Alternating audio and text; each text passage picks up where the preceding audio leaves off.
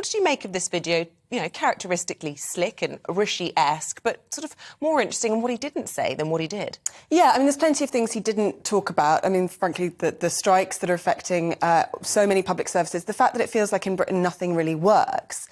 I feel like he's here, whenever the next election is, it feels like he is setting himself some achievable targets that he hopes he can come to the public and say, look, here's what I've done.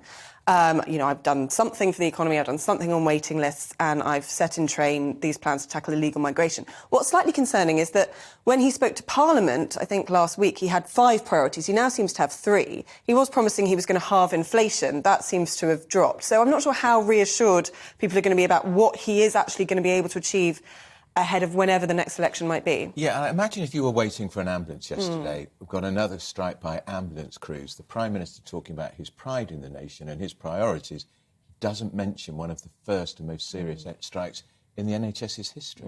Yeah, and as you say, it was also yesterday that we had this legislation coming forward to ensure minimum service. Yes, which they should be trumpeting from the rooftops. Yes, exactly. And yeah, I just feel like people watching this, as you say, if you are relying on public services in any way, you're going to be thinking, well, nothing in Britain is working, and I am poorer than I was at the last election. And it doesn't feel like he's really addressing those things. It feels like this is a slightly kind of setting his own, you know, marking his own homework or setting himself up to do so. It's quite a strange thing to do, is it not, to release a video like this? I mean, it reminds me of those times during COVID when Boris would sit at that desk and sort of reassure the nation, or worse still, tell the nation we're going into another lockdown. Why has he decided to do this? Do you think this is an unofficial start to electioneering? I think people who work in broadcast will recognise that this is an unusual thing to do.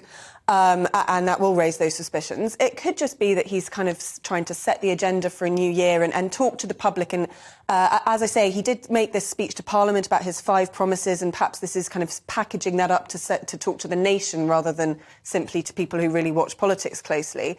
But you're right, it is an unusual thing to do.